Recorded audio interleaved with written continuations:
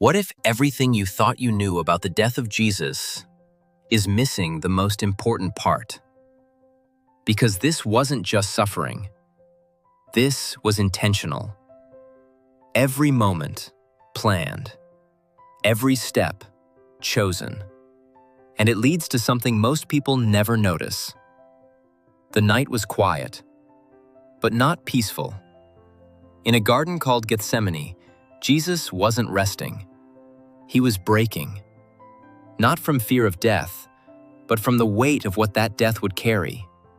He knew the betrayal, the pain, the cross, and still he stayed. Father, if there's another way, a pause. But not my will, yours. Then, movement in the dark. Torches, footsteps, voices getting louder. And at the front, someone familiar. Judas. Not a stranger, not an enemy, a friend. He steps closer, looks him in the eyes, and kisses him. And just like that, everything begins. The soldiers move in, but Jesus doesn't run. He doesn't fight. He steps forward, like this is exactly why he came. They drag him through the night. Accusations, lies, chaos, voices shouting over each other. But he says almost nothing. Not because he's weak, but because he's in control. Then the crowd gets a choice. Release Jesus or release a criminal. And they choose the criminal. Crucify him! Again. Crucify him! Not because he failed, but because truth made them uncomfortable. So they try to silence it. They mock him, break him down, press a crown of thorns onto his head, not just to hurt him, but to humiliate him. Then they hand him a cross, heavy, unforgiving, and make him carry it, step after step after step, toward the place where everything changes. Some people laugh, some people cry, but no one understands what's really happening, because this isn't punishment. This is a transfer. They lift him onto the cross, suspend him between earth and sky, and as the pain reaches its peak, he does something no one expects.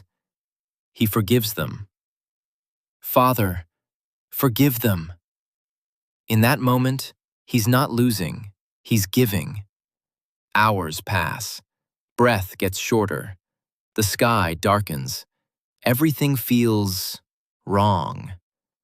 And then, he says it. It is finished. Not a whisper of defeat, but a declaration. Because at that moment, something invisible shifts. The earth shakes. The barrier between God and man is torn open. Access is no longer restricted. And what looked like the end was actually the turning point. They take his body, seal it in a tomb, stone rolled shut, guards watching. No movement, no hope. Or at least, that's what it looked like. But 3 days later, the ground moves again. The stone rolls away, and the tomb is empty. Not stolen, not broken into, empty. Because death didn't win. It couldn't.